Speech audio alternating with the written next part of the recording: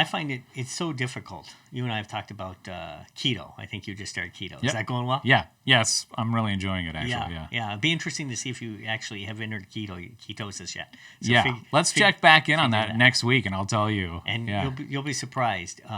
Myself and people I've talked with who've done it, you drop pounds quickly, just pours off. That's crazy. That seems counterintuitive. It's totally counterintuitive. Yeah, but it's the research I've seen. You don't store ketones. You store glucose. You store glycogen. I guess it is something like that in fat cells. So if you only run your body can run off two fuels. If you only run it off this fuel, you can't get fat. Yeah. So that's pretty interesting. Well, let's just take a break from the tech, and let's talk about the keto real quick, because you've been doing that, and you sort of told me a little bit about some of the benefits that you saw. Yeah. Why did you get into that? And why did I get into it? I was getting nauseous every afternoon, and I grew up in the era. You had super big gulps from 7-Eleven, Mountain Dew, and so I burned out my pancreas pretty early, unknowingly. Yeah, I was living on a boat at the time, and every afternoon I was getting the flu, basically. And it hit me one day, I wonder if this is blood sugar. This is before, people thought much about it, but I had a grandfather who had diabetes, and he, would have insulin shock and all these things. And so I took some sugar and I threw it under my tongue, and I felt better like that. I was like, whoa, this is blood sugar. So I went to the doctor. Yeah, you've got hypoglycemia, reactive hypoglycemia. You have sugar, your body spikes, then it drops, and this is where you're feeling pretty, And I was having levels that should have put me in a coma. So it was really bad. So I got off sugar, tried to get off sugar. And then, as Atkins and these guys came out, and they're like, hey, carbohydrates, bread, flour, rice, they're like sugar. They call it the glycemic index. It burns too quickly. Your body can't use it. Your insulin has to flood. Your fat cells sop it up. All this stuff. And so I started to look more heavily at that. But there was this whole embedded culture of fat is bad, right? So what's your alternative other than carbs? Vegetables are carbs, but they're slower burning. But you have meat and fat. Meat, fat, and carbs, basically. Meat, protein, fat, and carbs. But hey, fat's going to kill you. It's going to give you heart disease. So it's a long story, but I was going to sail the Atlantic, and I went in to get a heart scan because I grew up in Colorado and had red meat every day of my life. And I thought, well, I don't want to have a heart attack on the ocean here. This would be bad for my family. So I had a heart scan, and no problem. Okay, so a few years later, I went in for another heart scan, and all of a sudden I had terrible heart disease. 80 percentile, in a matter of 36 months. Right. So it's what's going on there? So I spent a lot of time researching and came to the conclusion that inflammation drives all this. And I'm not, this is Kurzweil. There's a lot of people who talk about this. Inflammation drives heart disease. It drives a lot of cancers and, problems in your body. And inflammation is caused by metabolic disorder, which has a lot to do with your insulin levels and sugars and so forth. So again, another bell ringing, another confirmation. So I decided to kind of go full tilt, move toward keto, get off, almost all the way to meat, just pure meat. And my kids wanted to kill me because I didn't take statins like the doctors recommended. I just did this life change. And they're like, you're going to kill yourself. And the best you can hope for with heart disease is to slow it down to about 20% growth per year. Yeah. And so my kids are all upset at me. And so I went in, got another scan, and I reduced it. I didn't slow the growth down. I decreased my plaque in my arteries. That's crazy. Yeah. So, a sample set of one, but I used to had headaches probably 2-3 times a week. Migraines. Yeah. I had medicine for it. Gastrointestinal issues. That just all went away. That's crazy. Yeah. So I got rid of, pasta, bread, two of my favorite things. Almost eat pure meat, heavy cream, fat. And I don't crave much at all. No snacks. So you got rid of sugar too. Carbs and sugar. Yeah. So would you say it's sugar is carb? Straight up carb. Keto?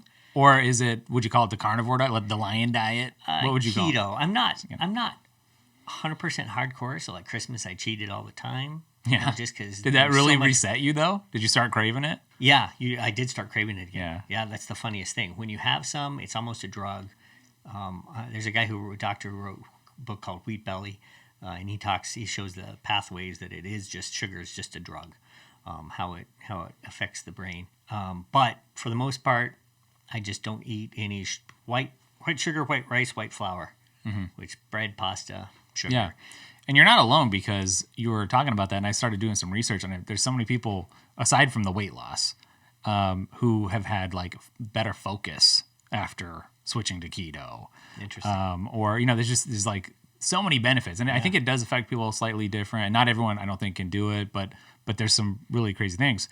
Jordan Peterson's daughter's story, Michaela? A little bit. She had arthritis or something. She had terrible health. Like she literally had new ankles put in at 15 or something crazy. Yikes. She was just a complete disaster, and she couldn't get, best doctors couldn't get anything fixed. And she slowly figured out, she moved herself to what she calls a carnivore diet. And it's actually only steak. I think it's only red meat. That's all she eats.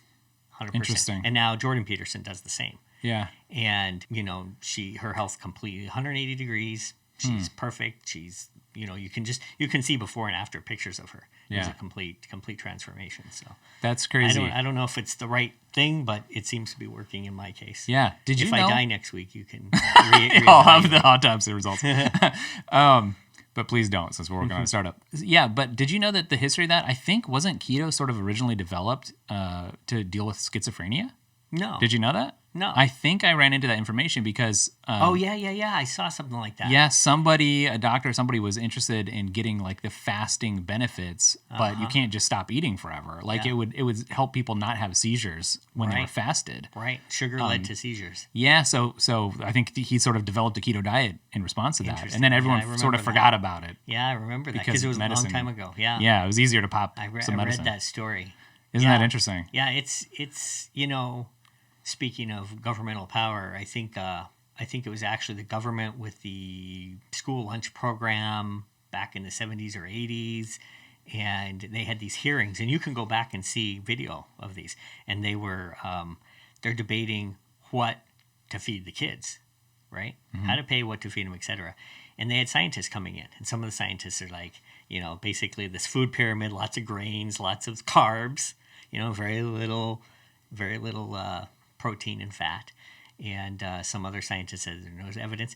And there's a quote from the guy who, and I think his name was McCarthy. I don't know if it's the same McCarthy as the McCarthy hearings, but decades later he said they chose what they chose because there was no evidence either way, and they just had to choose one. And so the government chose this USDA food pyramid, which we all got indoctrinated in school. Yeah. I remember Time magazine had a cover with eggs and bacon, 2 yolks making the eyes, and the bacon making a frowny face, omelet kind of thing, and about how fat is bad and it's going to kill you and so forth.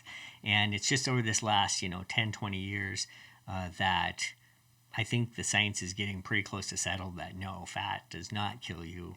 Yeah. It's not bad. There's a lot of things you got to relearn as you encounter it. Yeah. To what extent, does an AI, could it have helped you, if you had the AI that we're building back on the boat, and you had typed in all the stuff, could it have helped you get to where you got yourself quicker?